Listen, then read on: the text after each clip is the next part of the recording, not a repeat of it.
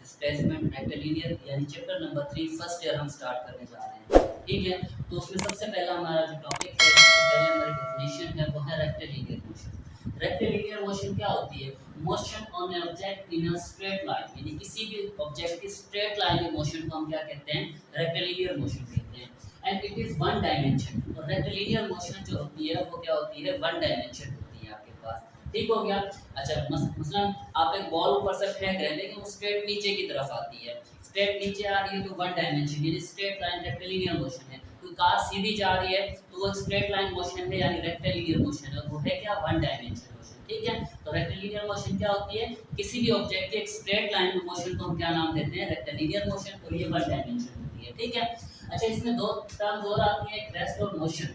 Rest क्या होता है? अगर कोई ऑब्जेक्ट अपनी पोजीशन हील ना करे with respect to reference point, position does not change, position does not change with respect to reference point. अगर किसी बॉडी की पोजीशन, किसी ऑब्जेक्ट की position with respect to reference point change ना हो तो उसे हम कहते हैं रेस्ट में। ठीक है, बॉडी रेस्ट में कब होती है? जब रेफरेंस पॉइंट से उसकी पोजीशन चेंज ना हो। मिसाल के तौर पर ट्री अपनी पोजीशन चेंज नहीं करता, स्टॉपिंग कार, रुकी हुई कार है, वो अपनी पोजीशन चेंज नहीं कर रही, कोई बिल्डिंग है, कोई भी जो चीज स्टेशनरी है वो अपनी पोजीशन अपने रेफरेंस पॉइंट के सराउंडिंग के लिहाज से चेंज नहीं कर रही, तो वो क्या होते हैं? रेस्ट में। सिमिलर मोशन में, तो कोई भी जिस्म, कोई ऑब्जेक्ट मोशन में कब होता है? When position changes with respect to reference point. अगर किसी ऑब्जेक्ट की पोजीशन रेफरेंस पॉइंट के लिहाज से चेंज हो रही है, लगातार क्या हो रही है? चेंज हो रही है, तो हम कहते हैं ऑब्जेक्ट क्या है? मोशन में। मिसाल के तौर पर फ्लाइंग एरोप्लेन, फ्लाइंग बर्ड्स, ठीक है, मूविंग कार। ठीक है, तो ये सारे के सारे किसकी एग्जांपल हैं? मोशन के एग्जांपल हैं ये। ठीक है, जब कोई जिस्म, कोई ऑब्जेक्ट अपने रेफरेंस पॉइंट के लिहाज से अपनी पोजीशन चेंज नहीं करेगा तो वो रेस्ट में, अगर वो चेंज करेगा तो वो मोशन में होगा। ठीक हो गया।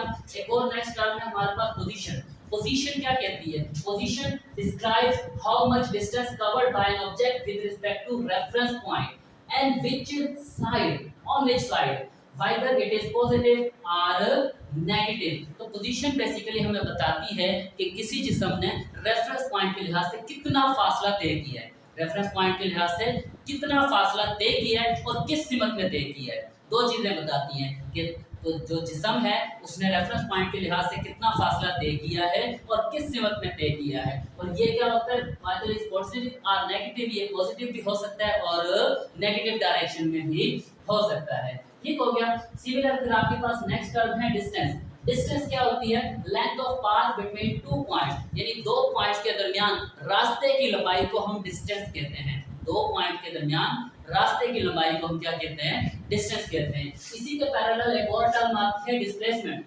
डिस्प्लेसमेंट क्या होती है? इससे हम कहते हैं shortest distance between two points, यानी दो पॉइंट्स के दरमियान जो शॉर्टेस्ट डिस्टेंस होगा उसे हम डिस्प्लेसमेंट कहेंगे। यानी दो पॉइंट के दरमियान जो टोटल लेंथ होगी वो क्या कहलाएगा?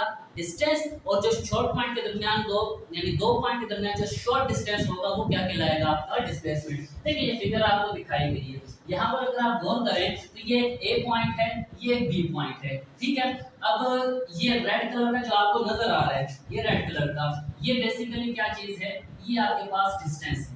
ये क्या चीज है? डिस्टेंस है। देखिए ऑब्जेक्ट पहले यहाँ गया, यहाँ से फिर इधर आया, इधर से फिर ये यहाँ पर पहुंच गया। ठीक है, लेकिन इनके दरमियान जो शॉर्टेस्ट डिस्टेंस है वो यहाँ से लेकर यहाँ तक ये स्ट्रेट लाइन है। ये स्ट्रेट लाइन इनके दरमियान क्या है? शॉर्टेस्ट डिस्टेंस, जिसको हम क्या नाम देते हैं? डिस्प्लेसमेंट। ये क्या कहलाता है? आपके पास डिस्प्लेसमेंट कहलाता है। ठीक हो गया। अच्छा, डिस्प्लेसमेंट का यूनिट क्या होता है? इसका यूनिट मीटर। सिमिलर डिस्टेंस का यूनिट भी क्या होता है? मीटर होता है। इसी तरह डायमेंशन अगर लिखें तो डायमेंशन क्या हो गया आपके पास? इसमें सिर्फ मीटर है तो लेंथ होगी, बाकी m और p दोनों क्या होंगे? जीरो होंगे। यही डायमेंशन किसकी होती है? डिस्टेंस की भी होती है। ठीक है, यानी डिस्टेंस और डिस्प्लेसमेंट का यूनिट क्या है? सेम, और डायमेंशन भी दोनों की क्या है? सेम है आपके पास। ठीक हो गया। तो फिर इनमें डिफरेंस क्या चीज है वो चीज हम देखते हैं। सबसे पहला डिफरेंस इसमें क्या है कि आपके पास जो डिस्टेंस है वो स्केलर क्वांटिटी है, मतलब इसकी कोई डायरेक्शन नहीं होती, जबकि डिस्प्लेसमेंट जो है एक वेक्टर क्वांटिटी है, मतलब इसमें मैग्नीट्यूड के साथ साथ डायरेक्शन भी होती है। अच्छा, number 2, distance always positive but displacement can be negative, positive और नेगेटिव और जीरो। ठीक हो गया। क्या बात की है कि डिस्टेंस हमेशा क्या होता है, पॉजिटिव होता है। डिस्टेंस हमेशा क्या होता है, पॉजिटिव, क्योंकि डिस्टेंस मैग्नीट्यूड है और मैग्नीट्यूड आपको पता है वो हमेशा क्या होती है, पॉजिटिव होती है, कैन नेवर बी नेगेटिव। ठीक हो गया। लेकिन डिस्प्लेसमेंट जो कि वेक्टर क्वांटिटी है ये पॉजिटिव भी हो सकती है, नेगेटिव भी हो सकती है और जीरो भी हो सकती है। कैसे हो सकती है वो चीज देखते हैं। अच्छा देखिए, आपके पास जो डिस्प्लेसमेंट है वो असल में हम चेंज इन पोजीशन भी इसको कहते हैं। क्या कहते हैं, चेंज इन पोजीशन। देखिए डेल्टा x ये हो गया चेंज इन पोजीशन। कहां से, देखिए हम कहते हैं x1 पर इसकी a पर इसकी पोजीशन x1 थी, b पर इसकी पोजीशन कितनी है x2, तो इसको हम लिख सकते हैं x2 x1। ठीक हो गया। अब इसके दो केस हैं। अब आप देखें मैथमेटिकल रूल है, अगर आपके पास क्या हो जाए कि x2 जो है वो बड़ा हो किससे है, x1 से, तो आपके पास डेल्टा x क्या आ जाएगा, आपको पता है कि वो क्या होगा, पॉजिटिव होगा।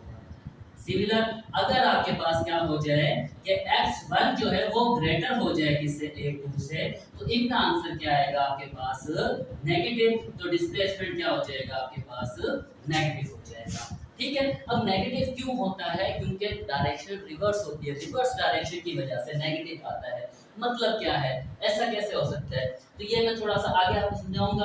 अच्छा, इसी तरह अगर जीरो कैसे हो सकता है उसको देख लें। देखिए आपके पास बॉडी थी, बॉडी यहाँ से गई x1 से गई कहाँ पर, x2, और x2 से वापस कहाँ आ गई, इधर x1 पर। अब देखें जो आपके पास x2 था वो भी क्या बन गया x1, तो अगर यहाँ पर आप पुट करें डेल्टा x बराबर है x2 की जगह पर भी क्या हो गया x1, और x1 तो उसकी इनिशियल पोजीशन थी, दोनों माइनस हुए तो क्या बन गया आपके पास, जीरो। तो ऐसा कब होता है, ऐसा आपके पास क्लोज पाथ में होता है।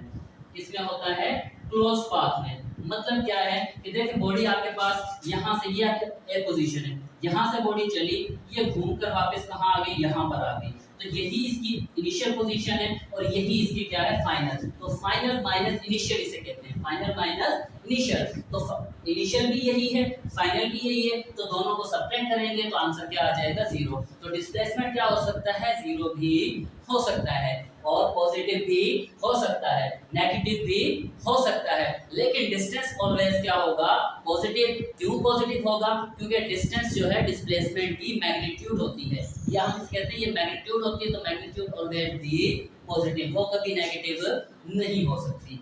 ठीक हो गया। अच्छा number 3, between two points distance is single value of function. यानी डिस्प्लेसमेंट जो होता है वो क्या होता है, सिंगल वैल्यू फंक्शन होता है। दो पॉइंट के दरमियान डिस्प्लेसमेंट की वैल्यू क्या होगी, single. But distance is many value function, लेकिन डिस्टेंस की वैल्यू क्या हो सकती है, एक से ज्यादा हो सकती है।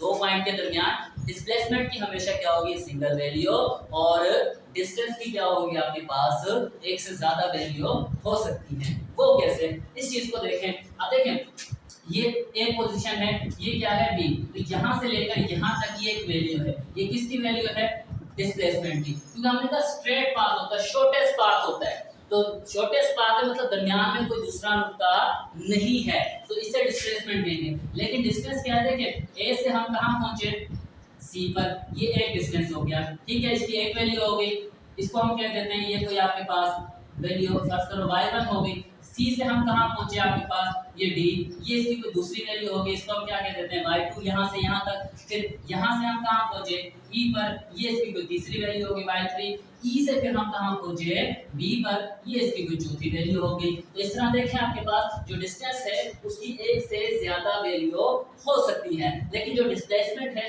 क्योंकि वो शॉर्टेस्ट डिस्टेंस है दो पॉइंट के दरमियान, तो जो दो पॉइंट है उनके दरमियान कोई तीसरा पॉइंट डिस्प्लेसमेंट के लिए पॉसिबल नहीं है, तो इसीलिए इसके लिए क्या होगी आपके पास, सिंगल वैल्यू होती है, और डिस्टेंस की वैल्यू क्या होती है, एक से ज्यादा हो सकती है। ठीक हो गया। अच्छा सिमिलर आपके पास magnitude of displacement can decrease with time but distance can never decrease as time passes. तो जैसे जैसे टाइम पास होता है डिस्टेंस की वैल्यू कम नहीं होती। अगर ऑब्जेक्ट मूविंग है, अगर ऑब्जेक्ट मूव कर रहा है तो डिस्टेंस की वैल्यू कभी कम नहीं होगी, लेकिन डिस्प्लेसमेंट की वैल्यू क्या हो सकती है, कम हो सकती है। कैसे, हाउ इट इज पॉसिबल, तो यही बात हमने अभी यहाँ पर की। इसी को देख लें आपके पास, या हम इसको देखते हैं, ये आपके पास इधर देखें, बिल्कुल सिंपल सी बात है।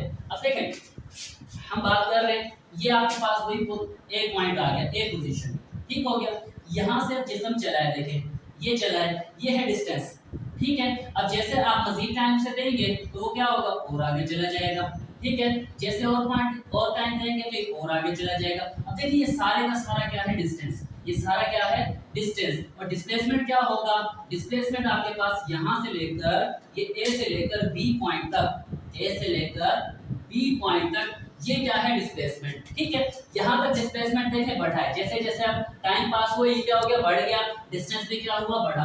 अब अगर आप गौर करें कि यही अगर आपके पास ऑब्जेक्ट वापस आना शुरू हो जाए, ऑब्जेक्ट क्या हो रहा है, वापस आ रहा है, अब देखिए डिस्टेंस तो बढ़ रहा है, डिस्टेंस क्या हो रहा है, बढ़ रहा है, ये जो पाथ की लेंथ है ये डिस्टेंस है, ये बढ़ रहा है। लेकिन अगर आप गौर करें ये डिस्प्लेसमेंट, अब यहाँ से यहाँ तक डिस्प्लेसमेंट, ये क्या हो गया, ये बड़ा था ये छोटा हो गया, ये मजीद आगे आया, मजीद आगे आया, तो आप और देखें अब क्या होगा, आपके पास डिस्प्लेसमेंट और कम हो गया।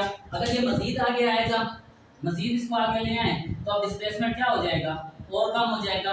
तो देखिए जैसे जैसे टाइम पास हो रहा है डिस्प्लेसमेंट क्या होता जा रहा है, कम होता जा रहा है। पहले ज्यादा था, फिर कम हुआ, फिर कम हुआ, फिर कम हुआ। अगर ये यहाँ पर आ जाएगा तो फिर यहाँ पर क्या हो जाएगा, जीरो। लेकिन यहाँ से लेकर यहाँ तक ये पूरी की पूरी जो लेंथ है वो आपके पास डिस्टेंस है, डिस्टेंस हमेशा बढ़ता है, ठीक है। तो डिस्प्लेसमेंट आपके पास उसकी वैल्यू टाइम के साथ बढ़ भी सकती है और कम भी हो सकती है। लेकिन डिस्प्लेसमेंट क्या हो सकता है आपके पास, टाइम के साथ वैल्यू बढ़ भी सकती है, कम भी हो सकती है। लेकिन जो डिस्टेंस होता है उसकी वैल्यू टाइम गुजरने के साथ साथ कभी कम नहीं होती, वो हमेशा क्या होती है, बढ़ती है, ठीक है। शर्त क्या है कि ऑब्जेक्ट क्या हो, मोशन में हो, ऑब्जेक्ट क्या हो, मोशन में। अगर स्टेशनरी है फिर तो रुक जाएगी, फिर नहीं बढ़ेगी आपकी, लेकिन कम नहीं होती, ठीक हो गया। अच्छा नेक्स्ट पॉइंट है magnitude of distance is equal to the magnitude of displacement if an object move along a straight line without any change in direction. क्या बात की है कि मैग्नीट्यूड जो होती है किसकी, डिस्टेंस की, वो क्या होती है, या तो आपके पास इक्वल होगी, इक्वल होगी, किसके इक्वल होगी, डिस्प्लेसमेंट के। कब इक्वल होगी, जब ऑब्जेक्ट स्ट्रेट लाइन में मूव करेगा और कंडीशन क्या है कि उसकी डायरेक्शन भी चेंज ना हो। जब कोई ऑब्जेक्ट बिना डायरेक्शन चेंज किए स्ट्रेट लाइन में मूव करेगा तो डिस्टेंस और डिस्प्लेसमेंट की मैग्नीट्यूड क्या हो जाएगी, इक्वल हो जाएगी। क्या हो जाएगी, इक्वल। कैसे, देखिए आपके पास ये एक पॉइंट ए था, ये पॉइंट बी है, यहाँ से यहाँ तक ऑब्जेक्ट गया, अब सीधी लाइन में गया है। अब यही क्या आपके पास, इसको कहते हैं ये डिस्टेंस, और यही इनके दरमियान दूसरा क्या होगा, और यही इनके दरमियान क्या हो जाएगा आपके पास, ये डिस्प्लेसमेंट हो गया। तो जितना डिस्टेंस होगा उतना ही क्या होगा, डिस्प्लेसमेंट का, जब ऑब्जेक्ट सीधी लाइन में मूव करेगा, ठीक हो गया। इसके साथ in a close path displacement is zero, ये हमने अभी बात की कि क्लोज पाथ में डिस्प्लेसमेंट क्या होता है, जीरो, क्योंकि जो इनिशियल पोजीशन होती है वही फाइनल पोजीशन होती है, क्योंकि डिस्प्लेसमेंट क्या है, change in position, change in position. अगर क्लोज पाथ होगा तो जो इनिशियल पोजीशन होगी वही क्या होगी, फाइनल पोजीशन। तो चेंज इन पोजीशन जीरो, तो डिस्प्लेसमेंट भी जीरो। सिमिलर आपके पास displacement vector is independent of choice of origin. जो डिस्प्लेसमेंट वेक्टर होता है वो चॉइस ऑफ ओरिजिन से क्या होता है, इंडिपेंडेंट होता है। मतलब आप यहाँ से शुरू कर लें मोशन, ये यहाँ से शुरू कर ले, ये यहाँ से शुरू कर लें, कहीं से भी शुरू करें, वो चॉइस ऑफ इंडिपेंडेंट, यानी इंडिपेंडेंट होता है किससे, ओरिजिन से। अच्छा अब हम क्या करते हैं, इन मोशन के दरमियान थोड़ा सा ग्राफ की मदद से इसको समझने की कोशिश करते हैं, ठीक है। अब हमारे पास एक ग्राफ हमने ड्रॉ किया है, वाई एक्सिस पर हमने पोजीशन ले ली, एक्स एक्सिस पर क्या किया, टाइम ले लिया। अगर आपके पास इस तरह की स्ट्रेट लाइन आ जाए, ये स्ट्रेट लाइन है, तो ये स्ट्रेट लाइन क्या शो कर रही है, ये शो कर रही है आपके पास कि आपके पास टाइम तो गुजर रहा है लेकिन पोजीशन चेंज नहीं हो रही। मतलब टाइम गुजर रहा है लेकिन पोजीशन चेंज नहीं हो रही। इसका मतलब क्या है कि ऑब्जेक्ट रेस्ट में है, ऑब्जेक्ट इसमें है, रेस्ट में, ठीक हो गया। इसके अलावा अगर आपके पास एक और ग्राफ हम खींचें इस तरह, यहाँ पर वही टाइम है, वही आपके पास पोजीशन आ जाए, तो अगर आपके पास ये स्ट्रेट लाइन आ जाए, इससे कहते हैं स्ट्रेट लाइन, ठीक है। तो ये स्ट्रेट लाइन क्या शो कर रही है, ये शो कर रही है आपके पास कि जैसे जैसे टाइम गुजर रहा है वैसे वैसे पोजीशन चेंज हो रही है। तो ये क्या कहलाती है, इसे हम कहते हैं यूनिफॉर्म मोशन। ये क्या कहलाता है, यूनिफॉर्म मोशन का ग्राफ है आपके पास, ठीक है। लेकिन अगर यही आपके पास ग्राफ इस तरह हो, बजाय सीधी लाइन आने के ये इस तरह आ जाए आपके पास, तो ये क्या कह रहा है आपके पास, कि ये कह रहा है कि आपके पास टाइम गुजर रहा है लेकिन जो डिस्प्लेसमेंट है वो यूनिफॉर्मली चेंज नहीं हो रहा, कभी ज्यादा हो रहा है कभी कम चेंज हो रहा है। तो इसे हम क्या नाम देंगे, ये आपके पास क्या है, नॉन यूनिफॉर्म मोशन। क्या कहलाएगी, non uniform motion, non uniform motion, ठीक हो गया बेटा, ये तो था हमारा आज का लेक्चर। उम्मीद है कि आपको समझ आई होगी। अगर पसंद आया तो लाइक और शेयर करना ना भूलें। ओके, अल्लाह हाफिज़।